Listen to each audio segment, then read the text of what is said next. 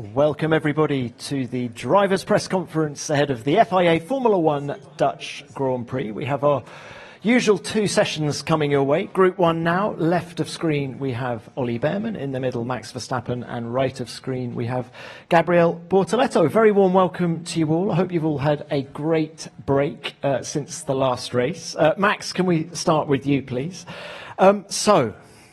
Back to business, 10 races to go. What's your mindset coming into the second half of this 2025 season? Just try to make the best of it. Every single race we can, try to see if there are opportunities and try to learn more about the car. Of course, next year will be very different with the car, but I'm still very curious also to, understand the current car a bit more and how or where we can find a bit more performance to make it a bit easier for ourselves. Any specific goals in terms of the championship? No, not really. Okay, now look, you have an incredible record here at Zandvoort. You've had those 3 wins, the P2 last year. Tell us about the RB21's competitiveness this weekend. Do you think you'll be closer to the front than you were in Hungary last time out? I would hope so. That was not a great weekend for us. So, I hope that we can be closer. I don't think this is going to be our best track in the remainder of the calendar. But then again, there might be some weather coming in as well. So that always creates a bit of chaos, So just need to see what happens. I mean, Max, when you think of what tracks will suit the car, I remember last year it fluctuated a bit in the second half of the season, didn't it? Which tracks do you think will suit the car going forward? I would say naturally the more higher speed corners in a layout. That should be a bit better for us. The low speed, medium speed is probably a little bit more difficult. Okay, well Max, good luck this weekend. Thank you for that. Gabriel, let's come to you next. Just back from Brazil, how was the break for you? Yeah, it was good after Budapest. I had some time off with family, some relaxed. You both stop. Sorry, I cannot. This press conference with these guys are impossible. And went to Brazil, did some karting, some driving. Just had some time off with my family, recharged, and now ready for the rest of the season. 3 points finishes in the last 4 races. If you look at the stats, it looks like you're on a bit of a roll now. Would you agree with that? I mean, obviously, we have improved a lot since the beginning of the year. We brought some upgrades in the car that worked quite well. We know the midfield is super tight.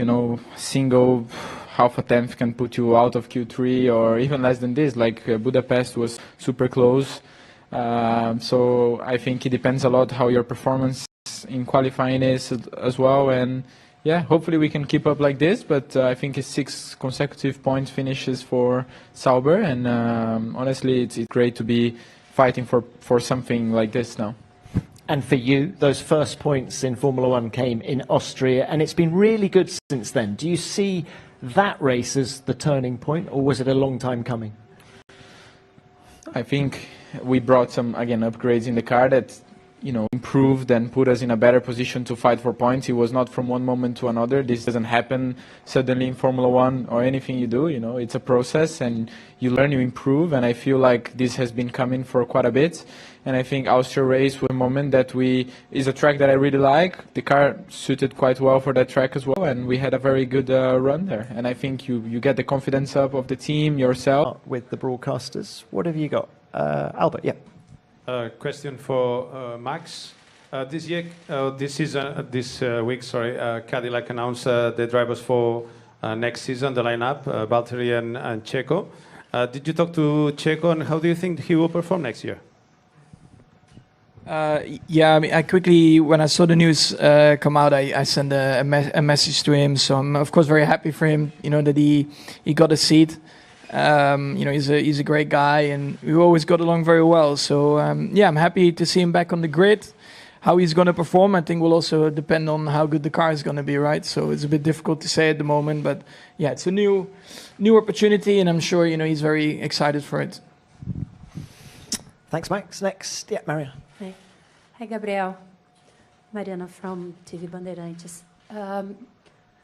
this track has many challenges. Which part of the track, of the quality of the track itself, that intrigues you more, that makes you more curious? Or did you ask Max something about this track? The way to face it? Yeah, I asked him a few things, like I always do, to be honest. So it's not specific here, but I think what I'm more curious about is the banking with the Formula One car. You know, quite a big car, and you know the banking. It's a different feeling I have not experienced this year yet. So I'm looking forward to driving in T3. Less corners should be flat, so shouldn't be a big thing. But yeah, all this section of corners looks interesting, and yeah, I did some laps in the sim, in the factory, and at home as well. So prepared myself, and looking forward for the weekend here. High line or low line through turn 3? Well, I think everyone has been doing high line since the beginning. So unless, what do you think? Low line? Low line is not possible. Because Just defend it, right? the apex basically is too flat. They should have banked that as well. Then it gives you an opportunity, but they didn't. Try, yeah, just send it in. 4 cars on the tape. Just don't hit me. All right, thanks, guys. Next, please. Yeah. Tom Slafer, DAZN Spain. Question for Max. Max, there has been a lot of rumors this week regarding the possibility of having Alex Palou as your teammate next year. Regardless of the rumors themselves, there's been a lot of time since an IndyCar driver has come directly to Formula One. Do you think Alex could be that driver? It's always so difficult to say. I mean, I know Alex already from go-karting times, and I think what he is achieving, you know, in IndyCar is incredible. I mean, it's so impressive to see, but it's impossible to know how people will do in F1, and it's the same question the other way around. How would you do in IndyCar? You have no idea. So for me, it's always a bit of a waste of time, you know, to try and debate that. I'm just happy to see him, you know, do so well in IndyCar and the way he's been dominating. Thank you. Next, Laurent Dupin from Canal+. Question to Max. When Laurent Mekies joined the team, it was quite quickly, just before 2 races. Now he had a bit more time to settle down. Did you have time to talk to him before this weekend? His approach has changed, not more like just an observer, but getting more into his new job? Yeah, I mean, of course, he joined quickly and then had 2 weeks, and then, you know, you had a break again. So it's not, suddenly that a lot of things are changing. But I like the approach that he's having, and it seems like, everyone is very positive about the mood in the team also, you know, when I see people walk around and when we're talking. So, we just need to keep that going. It's not like when you put someone in charge that in 2 weeks or 2 months that things can drastically change. You know, it takes time. Question to Max. Max, can you give us again some thoughts about the special atmosphere here? Does it give you an extra boost to see these crazy fans?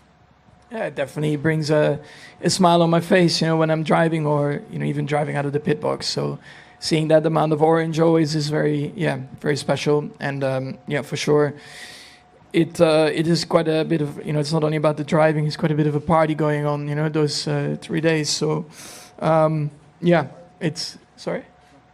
Oh. So I think it's more party for your fans. Yeah, unfortunately not for me.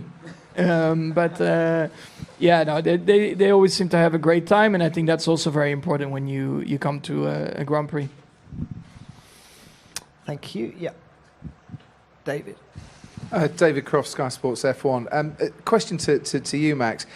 You come back for the last part of this season in pretty much unfamiliar territory from the last few years, and that realistically you're not going for a championship this year.